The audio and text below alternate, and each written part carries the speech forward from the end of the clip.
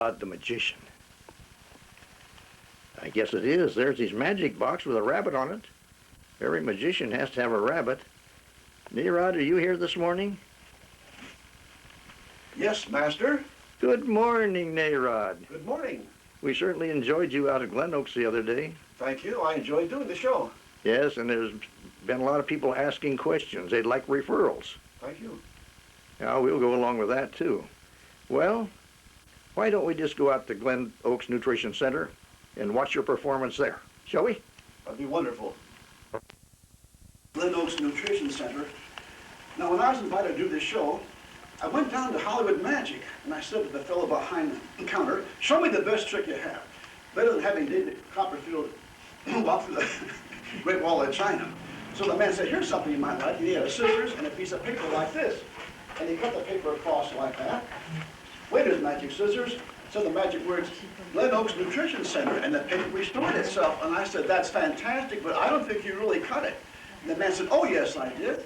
So he cut from the bottom. And he showed me 2 pieces of paper. He said, what other proof do you want?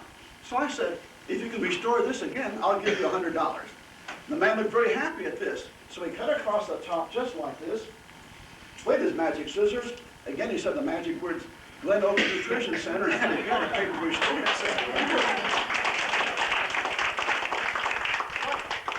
I don't trust magicians. I think they're full of tricks and deceit. So I said, cut it once more. So he proceeded to cut it from here, and he showed me 2 pieces of paper. I'll give you $1,000 if you show me how this trick is done. I can buy it. I said, man looked very happy at that. So he put the 2 pieces of paper together, but then he started laughing, and I said, what's so funny? He said, look at this ad for sale. Texas Chainsaw, ask for Lefty. And he said to me, are you Polish? I answered no, and he said, here's an interesting ad for sale. Polish parachute, opens on impact. Not funny, I said, let's get on with the trick. He read another ad. Wanted, magician's assistant, must have good head on shoulders. Get to the trick, I said. So he went down and said, here's something amazing. It's the obituary column. Did you ever notice everybody dies alphabetically? I said, I know that, but let's get on with the trick. So again, he cut across the top just like this. Weighed his magic scissors, and for the 3rd time, the paper was restored. And I said, that's a fantastic trick. I'll give you $1,000. And the man said, I'm sorry. It's the last one in the shop. I can't sell it to you. And that's why I can't do it for you today. I'm sorry.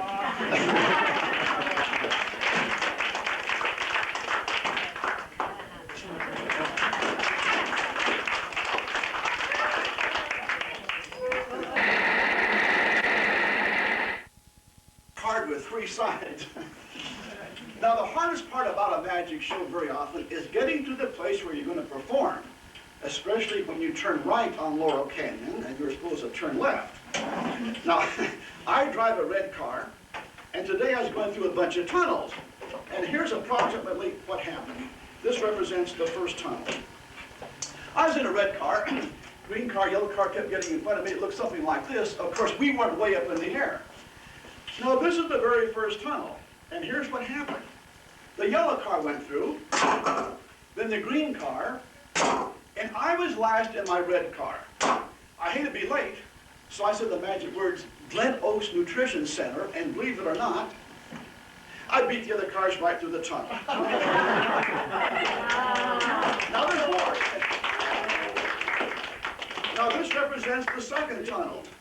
This time the yellow car was first, then came the green car, and again I was last in my red car. Now I know this is against the law, but I hate to be late, so I changed tunnels, and believe it or not, again I beat the other cars right through the tunnel. Now we came to the 3rd tunnel, and this time it was a little bit different. There's the 3rd tunnel, there's the yellow car, we have only now the green car, and the red car. So for the 3rd time, I said the magic words, which are Glen Oaks Nutrition Center. Say it with me next time. And this time I squeezed myself in between the other 2 cars. Well, I was getting kind of tired of this tunnel business. So here's what happened. We came to the 4th and last tunnel. I went to a side road, which I'll represent by this box. Now we have only the green car and the yellow car. So for the last time, I said the magic words, which are Glen Oaks Nutrition Center. And believe it or not, I escaped from the side road, and I still beat the other cars to the top. Thank you.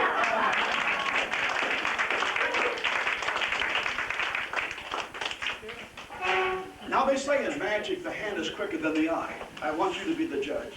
Sir, your name is? Lee Smith. Okay. Okay, Lee, now watch this red ball. Lee, which hand has the red ball? This hand or this hand? Just give a guess. Very good, Lee. You're very observant. And your name, that lady, is? Angie. Which hand has the red ball? This hand or this hand? Okay. You're very observant. Sir? Watch. Okay, now, which hand has the red ball? This time I won't give you a hint. Just give a guess. That was in this one. Now that's just a matter of luck.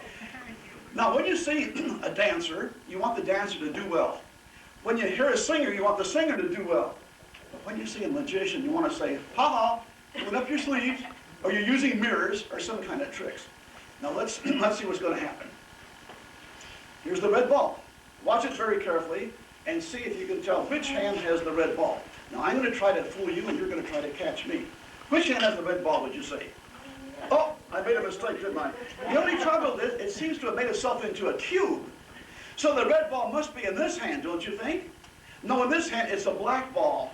Because you see, all the time, the red ball was in my pocket. Thank you.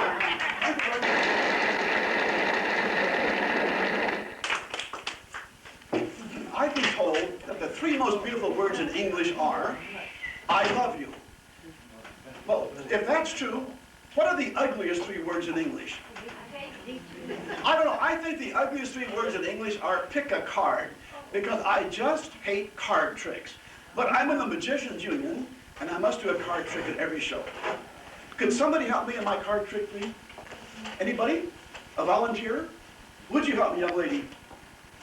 And your name again is? Angie. Angie. How about a big hand for Angie? Yay! Okay, you stay right here, and we'll do the mandatory card trick. Okay, Angie, here I have a regular deck of 43 playing cards. Everybody says I'm not playing with a full deck. Okay, and you can see that they're all different, aren't they? Say yes. Yes. Okay, Angie. You select a card by saying stop any time that you wish. Say stop. Stop. Too late. Okay, try it again. Stop. Too late. Okay, I'll go slower this time. Stop.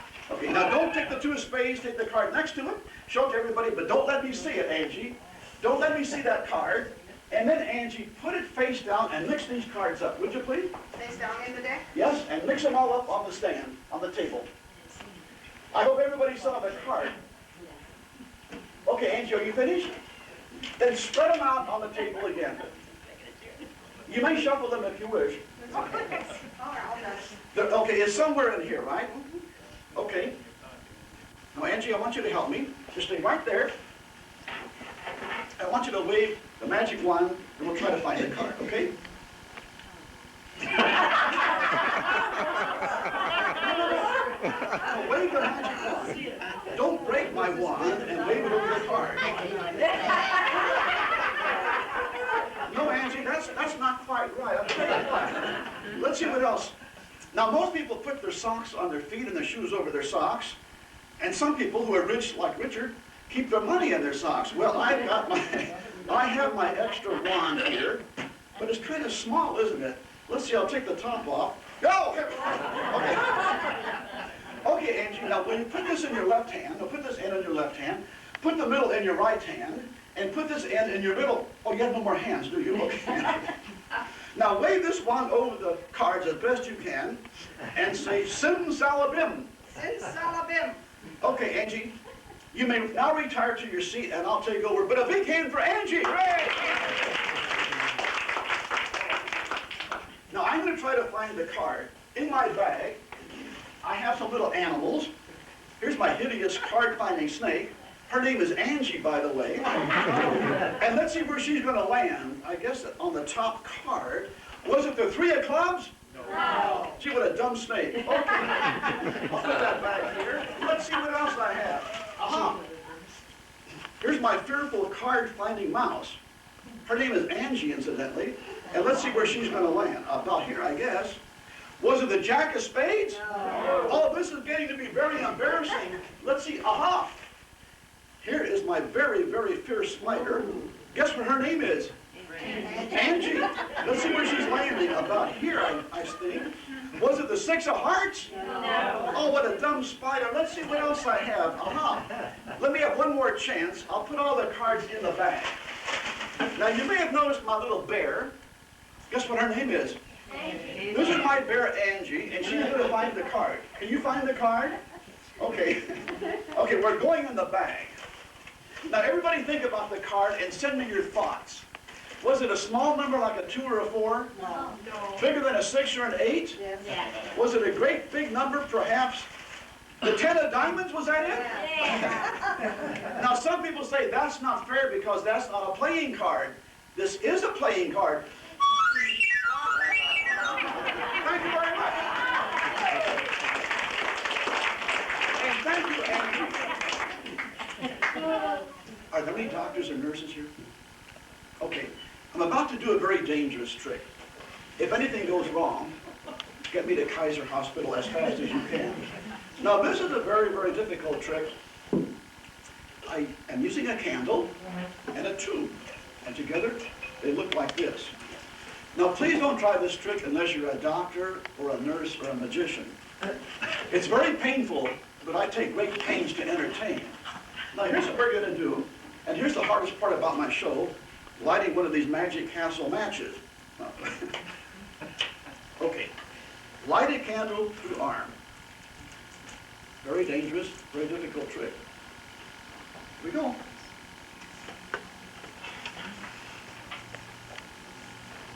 I'm burning pretty well. Light a candle through arm.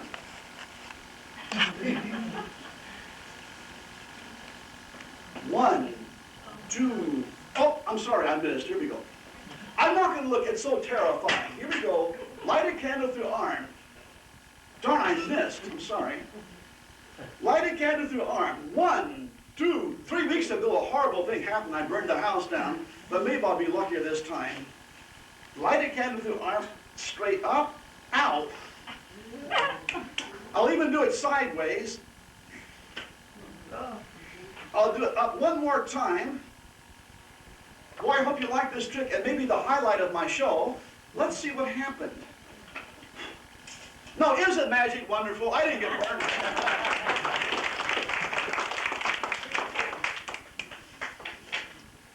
Now my very favorite trick. Before I became a magician, I worked in a spaghetti factory.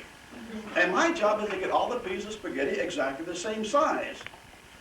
Now I do this with ropes now because one day I was doing this trick and a fellow grabbed my props and ate them. So he will eat ropes, so would you examine these and make sure that there's nothing phony about these ropes? Because one thing I hate is for magicians to use tricky apparatus. I just do miracles. These are taped so they won't become frayed. Okay, thank you very much. Now for this trick, do notice that I have 3 different sizes of rope. We'll pretend that they're spaghetti. Notice particularly that there's quite a difference in size, wouldn't you say, between the little one and the big one? Okay, so I was in the spaghetti factory one day, and I was getting the ends up just like that. And the boss came in and said, "What are you doing?" And I said, "I'm trying to get these to be the same size." And the boss said, "It looks fine there, not so great down there." So watch this, boss. So I put these ends up as evenly as I could, just like this. I said, "Now watch, I'll try to get these to be the same size." I said, "Simsalabim." I pulled on the spaghetti, and lo and behold, we had 3 pieces just about the same size. And I said, "Now, boss, I show them to you separately. I'll show them to you together." So I tied the end just like this. Not a very sanitary way of handling spaghetti, but it makes a very good trick. And I tied over here, and I said, "Now watch this, boss." And I want all of you to notice, if I take the middle piece by the center, these ends come down to about the same place. If I hold this knot here, this end comes to that knot. If I hold this knot down here, this comes to that. So these are approximately the same size. So the boss went away, and he was very happy because I had done my trick, but I was laughing like mad, and I'll show you why. I just played a trick on the boss. Now watch very carefully. If I put these in my hand, the most amazing thing happens. We again have a small piece, a great big long piece, and a medium-sized piece. Now, most magicians would stop here, but I go right on. Now, when I was a little boy, my favorite trick was play with my food, which my mother just hated. And I used to take a piece of food and throw it on the wall, down the ceiling, up my sister's ear, and pull out her nose. Or I'd make knots in my spaghetti. And sometimes I'd make a knot like this, and my mother would scream, "Don't eat that, it won't go down your throat." So I'd have to untie the knot. Well, I had a rich Uncle Henry I was trying to impress. So I said, "Watch, Uncle Henry, I can make a knot with one hand." I'd give him one of these, and my mother would still scream, "Don't eat that, it won't go down your throat." Well, eventually I learned to tie my shoes, and I made a shoelace knot. It went something like this. You make a shoelace, pull the ends through, and that really is a pretty ugly knot, and my mother would yell, "Don't eat that," and I'd say, "Watch, Mom." I just pull on the ends, and that ugly knot would completely disappear. Well, I got to be pretty expert at knots, and I'd make them all the time in my spaghetti. Well, when my mother yelled at me, I'd pull the ends through like this. Now I'd like to show you the world's fastest knot. Could I borrow somebody's wristwatch, please? I don't have one today. Let me have a wristwatch. Could I borrow that one? Does it have a second hand? Yeah. Oh, great. All right, would you put it together? You'll see why in just a moment. And your name again is? Lee Smith. Okay, Lee, thanks for lending me your watch. I'll return it in good shape. Now, ladies and gentlemen, this is the world's fastest knot. I'm going to borrow Lee's watch and time myself. What I intend to do is to lasso these washers on the rope in the fastest possible time. Here we go. 1, 2, 3. Oops, sorry, I made a mistake there. Let me try one more time. I deserve a second chance, I think. Ladies and gentlemen, the world's fastest knot. Darn! I have no more washers. I wish I had something else to try. Oh, how about Lee's watch? Lee, this is a very nice watch. It says "Pick and Save" on the cover. Is this indestructible? Ew. Well, Lee has kindly assented to having me do this trick with this watch because I have no more washers. And Lee, I've never made a mistake on this trick. It's always gone exactly the way I said. Okay, ladies and gentlemen, boys and girls of all ages, the world's fastest knot using Lee's watch. If this works, I think we'll all be very, very much relieved. Let's see what's going to happen. Wow, it is a knot. Thank you. How about a big hand for Lee? Parenthetically, the first time I ever tried this trick, the watch landed on the floor, but it didn't break, much to everybody's relief, especially mine. Well, I went back to the magic shop some time later, and I said to the magician behind the counter, "I used to juggle at my magic shows, but when I juggled Indian clubs and missed, they landed on people's heads. They didn't like that too well. So show me how I can do some safe juggling and make it look magical at the same time." So the man behind the counter said, "Watch this." So he had a little device like this, and he held it up, and he said, "There's nothing in it when it's shaped like this." I said, "No." He said, "But when I put it together this way, it's full of beautiful silken claws." So I said, "Boy, that's neat. What can I do with them?" And he said, "You can juggle them. If they land on somebody's head, it won't make any difference." So you get a music box that plays Laura's tune, and you can juggle in safety. Now, if you miss, it doesn't matter too much because nobody's going to get hurt, and it's not that hard to do, but it's sort of colorful, and it gives you a little extra color to the act. Then you close this, and to get rid of these props, all you do is reverse the process. You make this into a tube again. You stuff the handkerchiefs down the tube. You say the magic word simsalabim. You open the tube up, make a square out of it, and everything has disappeared, and that's how you combine magic and juggling. Thank you very much.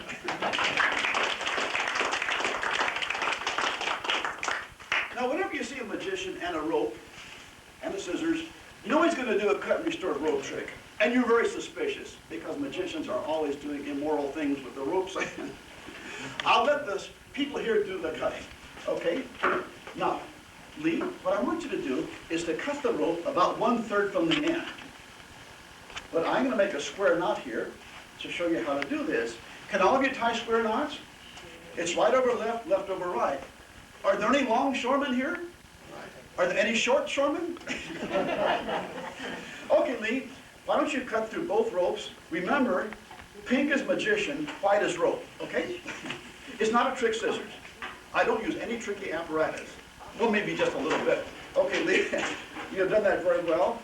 And now we'll have Angie. Okay? Angie, would you cut right through here? I have 5 fingers in each hand, Angie, and I want to have 5 when I finish, okay? Now, very good.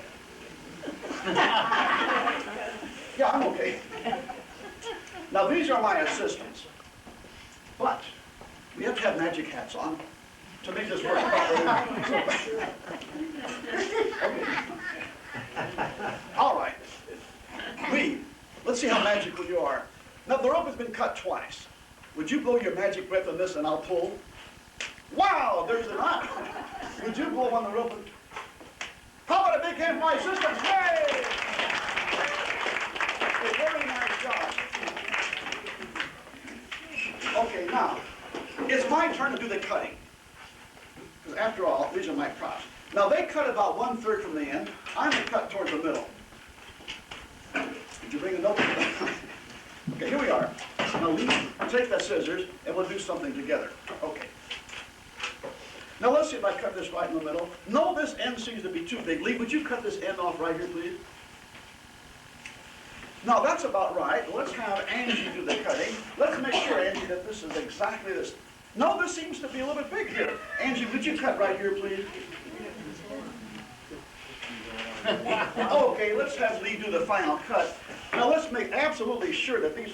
No, it seems to be bigger on this side, Lee. Something's wrong here. Okay. Okay, now I'm going to tie these ends together. And thus we will have what looks like a nice piece of rope. If I held it like this, you might be suspicious, because you'd see that knot in the middle. Well, the rope's been cut, the knot's in the way. I think I'll restore it. I'll put the knot down here. No, maybe I'll put the knot down here. No, maybe I'll give it to Richard. Thank you very much.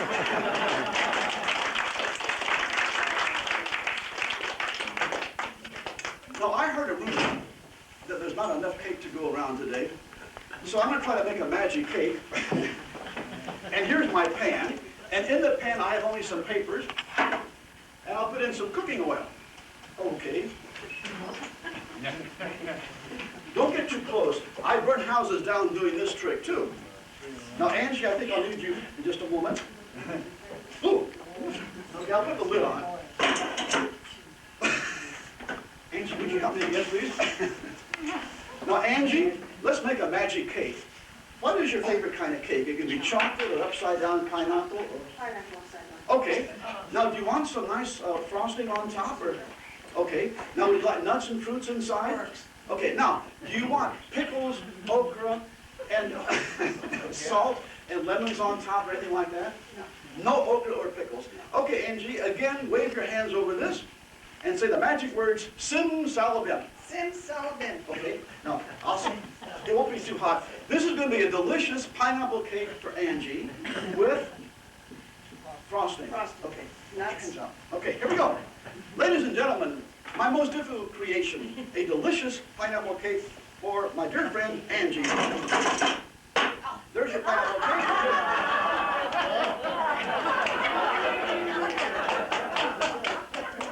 I'm terribly sorry. Wait a minute, Angie. Something, that's Angie's fault. It's not my fault. But Angie, for helping me, you get a nice balloon animal, and it's going to look just like you. First, now when you make balloons, you stretch them out, or you stretch them out like this. No. Okay, Angie.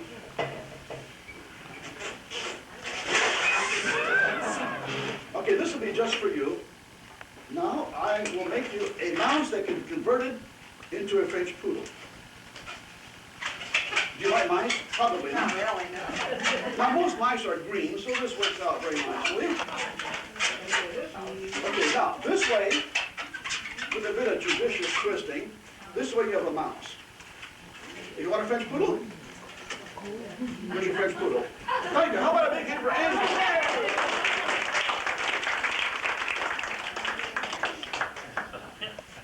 despite my aversion to card tricks, I do have one I want to show you that's kind of unusual. Would you check the cards out, shuffle them please, and take out a card and don't let me see it. And then give the deck to somebody else, and then I'll show you an interesting way of finding a card if they don't land on the floor. Now, obviously, I'm not going to give you a piece of apparatus that's tricky, so you may be sure that this deck of cards is without guile. Okay, take a card, and don't let me see it. You can let others see it, however, and then hand it to somebody else. Okay. Maybe not Angie. This young lady over here deserves a chance. And then when you finish, let me have the deck of cards, and I'll turn my back, and you show your cards to various people. Okay, don't let me see it. Otherwise, it's not a very good trick. Okay, have you chosen a card? Okay, let me have the deck, and I'll try to find the card. Now, would you show your cards to everybody here, please? Show your cards to everybody so they'll all see the cards. Has everybody seen the card? Okay, let me have the card. I'll put them face down in the face down deck so there's no way I can find them. Okay, face down in the face down deck. Remember what I'm saying? All right, face down in the face down deck. Now, you've seen the cards. There's nothing funny about those. Okay, now, I want you to examine the flute. Don't let it fall on the floor, then we will have problems. So, you've examined the cards, you've examined the flute. Is it a regular flute? Looks that way. Now, Richard is my only flute student here. He had one lesson. Oh, how Richard. Now, I'm going to try to do something interesting to reveal those cards. Now, who took the first card? Did you? Think of your favorite composer. Bach, right? That's enough. All right, who took the second card? Your favorite composer is Rimsky-Korsakov, is that correct?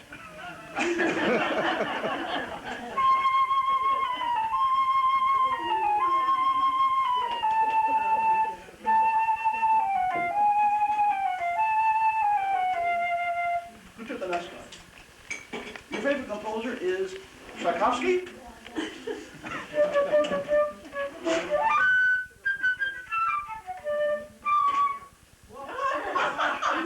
Now you're probably wondering what the connection is between music and magic. I'd like to show you now.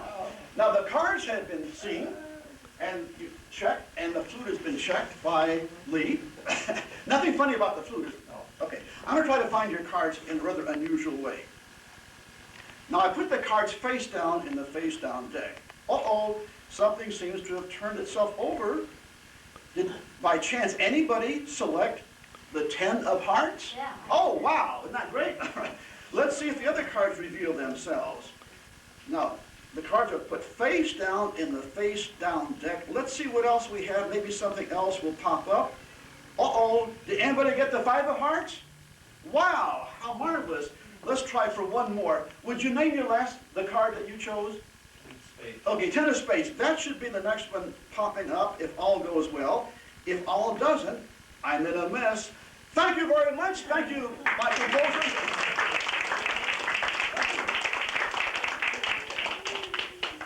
Now, some people may not be convinced that this is a magic flute and I can do magic with music. Shh, shh, I'll fix that up later. I would like to show you another trick, proving beyond all doubt that there's a connection between magic and music. Could somebody help me in my last trick, say, Florence? Would you help me, please? How about a big hand for my sister, Florence? Hey! Now, Florence and I just returned from 3 years in the Congo. We performed for various African kings and potentates. We were 2 years in Asia and 3 years in Europe. And Florence and I are going to show you something that's a little bit different. Okay, now Florence, all you do is hold this bush. Now you see this bush is barren of flowers, but we're going to try to make some flowers appear on it. All right, years ago, I belonged to a garden club, and we talked about mulches and fertilizer and watering and sunlight, but it would still take months and months for flowers to appear on anything. So I've got a faster way of making flowers come on a bush. I'm going to play a little piece by Mendelssohn, and I think this is going to work. Now watch the plant, listen to the flute.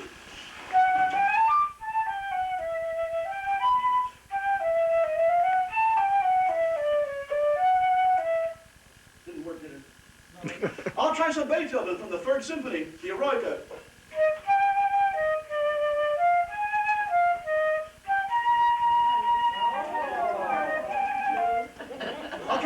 sorry.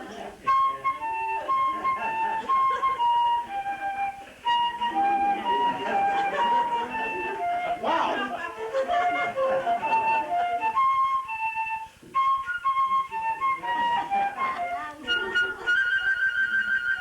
Isn't that wonderful?